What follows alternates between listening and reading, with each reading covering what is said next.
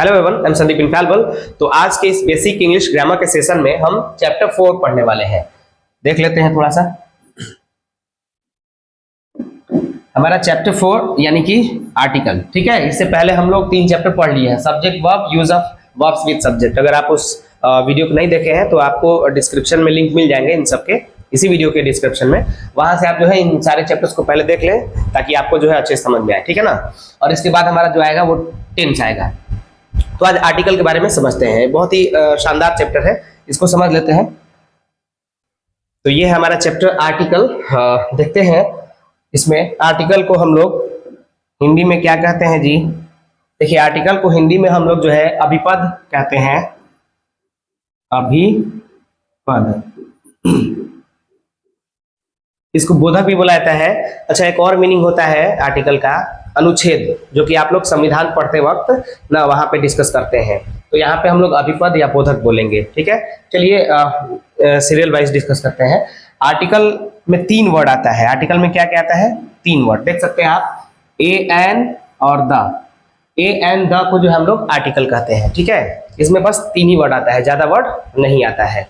अब हम लोग इसमें क्या करना है, देखिए बता देता हूँ कि पढ़ेंगे हम लोग कि कहाँ पे ए एंड द का यूज होता है और कहाँ पे इन तीनों का यूज नहीं होता है। बेसिकली इस चैप्टर को हम लोग इसलिए पढ़ते हैं ताकि हम जब कोई सेंटेंस बनाए तो ग्रामेटिकली कोई एरर ना आए, और कोई वस्तु जो है संख्या में एक है या एक से ज्यादा है, इन सब बातों का भी हमें जो है क्लियरेशन मिल पाए। तो इसलिए हम लोग इस चैप्टर को पढ़ते हैं। इससे बहुत ज्यादा हेल्प मिलने वाला है, तो इसलिए इसे थोड़ा ध्यान से समझेंगे।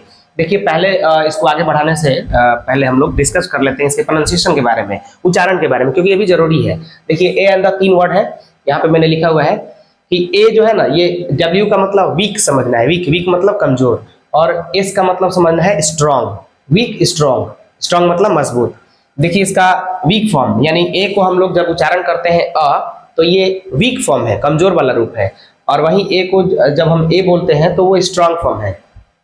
एन, इसको हम अन बोलते हैं, ये वीक फॉर्म में आता है। एन जो आप लोग ज्यादातर बोलते होंगे वो स्ट्रॉन्ग फॉर्म है, मतलब जो पहले से हम लोग बोल रहे हैं वो स्ट्रॉन्ग वाला हम लोग बोलते हैं। अब ये इसको हम लोग द दी दोनों बोलते हैं, और यहाँ पे स्ट्रॉन्ग फॉर्म में क्या होता है? दी, मतलब वो बड़ी वाला ई है यहाँ पे, ठीक है ना। एक चीज यहाँ पे ये भी जान लीजिए आप लोग कि ये जो द को हम लोग दी कई बार बोलते हैं, इसका एक नियम भी है कि अगर मान लीजिए कि यहाँ पे द है तो इसको हम लोग दी बोलेंगे। क्या बोलेंगे? दी। कब? जब वाउल साउंड रहेगा इसके आगे, तब वाउल साउंड, इसको साउंड समझना है। और वहीं अगर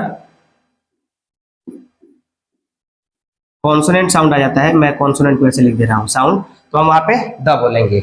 अब इसको कैसे देखिए, मान लीजिए कि यहाँ पे एक लिखा गया बॉय और एक लिखा गया, अब दोनों जगह अलग अलग बोलना है। शुरू वाला में बोलेंगे द बॉय, क्योंकि ये बी क्या है? कॉन्सोनेंट है। और यहाँ पे बोलेंगे दी एलिफेंट, क्योंकि एलिफेंट में ई जो है वो क्या है? वो हमारा वाउल है, तो इसलिए वाउल साउंड की वजह से यहाँ पे दी बोलेंगे और वहां पे द बोलेंगे। क्लियर हो गया साउंड? अब चलते हैं पार्ट्स के बारे में डिस्कस करते हैं। देखिए, आर्टिकल 3 होते हैं, ए एंड द। इसको हम लोग डिटरमाइनर भी बोलते हैं। चलिए पहले ये भी बता दे रहा हूँ, तब मैं आपको पार्ट्स बताऊंगा। इसको हम लोग डिटरमाइनर भी बोलते हैं, यानी ये जो है ना, इसको डिटरमाइनर भी बोला जाता है। इसको डिटरमाइनर भी हम कहते हैं, आर्टिकल को डिटरमाइनर भी कहा जाता है, ठीक है। अब देखिए, आर्टिकल जो है वो 3 होता है, ए एंड द, और इसे 2 पार्ट्स में डिवाइड किया गया, इंडेफिनिट आर्टिकल और डेफिनिट आर्टिकल। इंडेफिनिट मतलब अनिश्चित, और बोधक लिखा हुआ है, ध्यान दीजिएगा, मैंने पहले बताया कि बोधक भी बोलते हैं, और डेफिनेट का मतलब निश्चित, बोधक। अब 3 था ए एंड द, तो ए एंड इसमें आ जाता है इंडेफिनिट में, और द चला जाता है डेफिनेट में, ठीक है। तो अगर कोई पूछे कि ए जो है वो कैसा आर्टिकल है, तो हम बताएंगे कि इंडेफिनिट आर्टिकल। कई बार क्वेश्चन आ जाता है, क्वेश्चन कैसे आता है? पूछ देता है कि A is dash article, A is dash article, ये मान लीजिए क्वेश्चन हो गया। ऑप्शन भी दे देगा आपको, मान लीजिए ए में दे दिया इंडेफिनिट और बी में दे दिया डेफिनेट, तो क्या बताएंगे? ए इज इंडेफिनिट आर्टिकल, ऐसे करके बता देना है। तो ये भी याद रखना है आपको, ठीक है ना। सारी चीजों को एकदम ध्यान से समझते चलना है कि किसी भी तरह से कोई क्वेश्चन पूछे घुमा फिरा के इजिली हम बता पाए। चलिए अब थोड़ा सा और आगे डिस्कस करते हैं इसके बारे में। अब एक चीज जानिए कि ये जो ए एंड द है, ये तीनों का तीनों क्या है? पार्ट्स ऑफ स्पीच के किस भाग में आ सकता है? कौन बताएगा? बताइए। ए एन द तीनों जो है पार्ट्स ऑफ स्पीच के किस भाग में आएगा, क्या मालूम है? देखिए मैं बता देता हूँ, दुनिया के जितने भी शब्द हैं वो सब 8 भाग में बटे हुए हैं। Noun, pronoun, adjective, verb, adverb सब होता है ना, यही सब। जैसे बॉय है तो नाउन है, पेन है नाउन है, फैन है नाउन है, स्लीप सोना वो क्या है, क्रिया है। वैसे अगर हम बात करते हैं ऑफ की तो ऑफ भी क्या है, वो प्रेपोजिशन है। उसी तरह से ये भी कुछ ना कुछ होगा। देखिए ये एडजेक्टिव है, क्या है, एडजेक्टिव है। एडजेक्टिव का काम क्या होता है, एडजेक्टिव जो है नाउन या प्रोनाउन की विशेषता बताता है और उसके पहले आता है। तो इसलिए ए एंड द का प्रयोग जो भी होगा वो किसके पहले होगा जी, वो हमेशा नाउन के पहले होगा।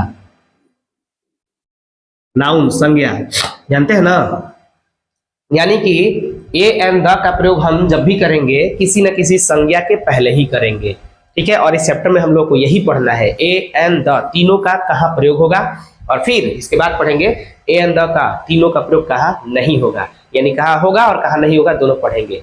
तो ये पॉइंट टू पॉइंट समझते चलना है। ए एंड द नाउन के पहले यूज होता है क्योंकि ये एडजेक्टिव है, इसको हम डिटरमाइनर भी बोलते हैं। अब चलते हैं ए एंड द, ठीक है। इसमें हम लोग पहले बात करेंगे ए एन के बारे में, फिर द के बारे में बात किया जाएगा। अब ए एन द जो है उसमें से ए एन का यूज कहाँ होता है इसको मैं बता देता हूं। देखिए ए हो चाहे एन हो, इन दोनों का ही यूज जो है सिंगुलर, काउंटेबल और नाउन के पहले होता है। सिंगुलर, काउंटेबल, नाउन कैसे जी, जरा इसको समझते हैं, ढंग से समझते हैं। देखिए यहाँ पे एक वर्ड है बॉय, यहाँ पे है बॉयज और यहाँ पे है वाटर। इन तीनों में से कहाँ पे ए चाहे एम कोई भी यूज कर सकते हैं।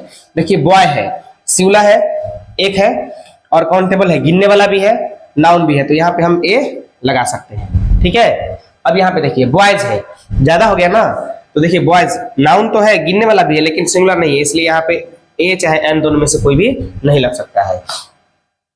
अगला है वाटर, ये भी नाउन है, सिंगुलर भी है, पर काउंटेबल नहीं है, गिन नहीं सकते हैं, इसलिए यहाँ पे भी नहीं लगेगा। जब गिन ही नहीं सकते हैं तो कैसे कह सकते हैं कि ए वाटर, ए मतलब एक होता है ना, और एन मतलब एक ही होता है, तो हम नहीं लगा सकते। दोनों का ही यूज कब करना है मैंने बता दिया, सिंगुलर, काउंटेबल, नाउन के पहले करना है। अब हम लोग वन बाई वन डिस्कस करेंगे कि कहाँ पे ए का यूज होता है और कहाँ पे एन का यूज होता है। चलिए देखते हैं। देखिए यहाँ पे मैंने लिखा हुआ है एन का यूज जो है वाउल साउंड के पहले होता है। अब आपको जो है ये नहीं देखना है कि ए ई आई ओ यू, ये वाउल साउंड नहीं है, वो वाउल लेटर है, ठीक है। और ये रहा साउंड, जो आप लोग जो है हिंदी वाले में स्वर में पढ़े रहते हैं, तो आ छोटी बड़ी वाला और ए आई, ये सब क्या है, ये सब स्वर है जो हिंदी में हम लोगों को पढ़ने को मिले हुए हैं, और इन्हीं के आधार पे चलना है, न कि ए ई आई ओ यू के आधार पे चलना है। अगर साउंड वाउल का आता है तो एन यूज करना है, इनमें का अगर आता है तो, और नहीं आता है तो ए यूज कर देना है, डोंट वरी। चलिए सेंटेंस पे समझते हैं। यहाँ पे एप्पल है, तो इसको जब हम पढ़ते हैं तो क्या आता है, शुरू में ए आता है, और ए इसमें का है ना एप्पल, ए, तो यानी ये क्या है, वाउल साउंड है, तो इसलिए हम यहाँ पे एल लगाए हुए हैं। अब दूसरा देखते हैं ऑरेंज, यहाँ पे जब इसको पढ़ते हैं तो अ आता है, जो कि इसमें का है, तो एल लगा दिए। इसको जब हम पढ़ेंगे तो अम्ब्रेला, यहाँ पे भी आया, लगा दिए। और यहाँ पे जब इसको पढ़ेंगे तो ऑनेस्ट आता है ना, ऑनेस्ट करके ऐसे।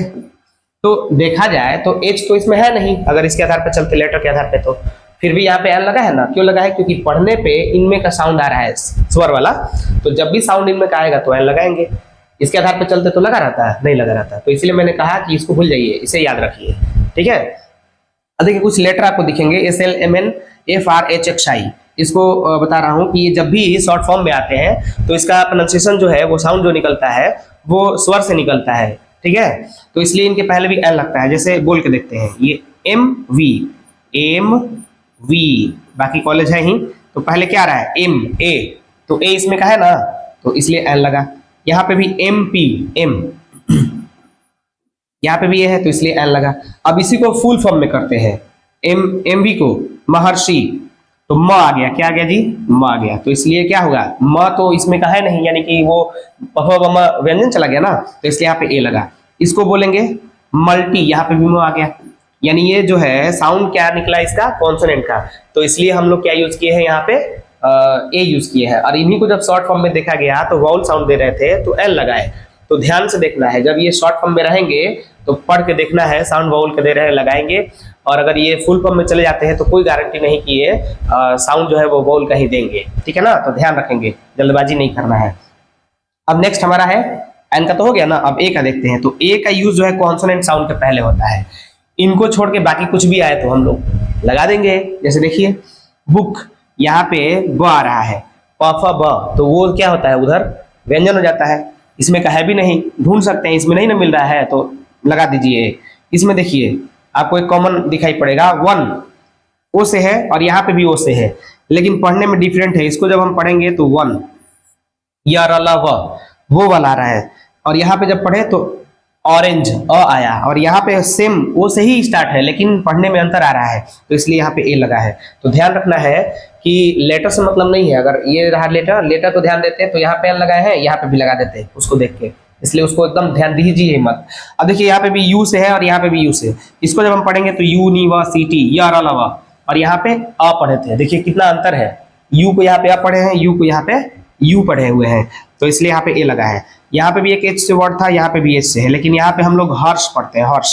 ये नहीं कि औस नहीं ना पढ़ देते हैं जी, हर्ष पढ़ते हैं। तो हर्ष यानी कि हा, और तो इसलिए यहाँ पे ए लगा, और यहाँ पे अ पढ़े थे इसलिए यहाँ पे एन लगा, ठीक है। तो ये था हमारा यूज आर्टिकल ए और एन का, यानी हम इसमें ये सीखे कि कहाँ पे ए और एन का यूज होता है। अब हम सीखेंगे द का प्रयोग, कि कहाँ पे इसका प्रयोग होता है।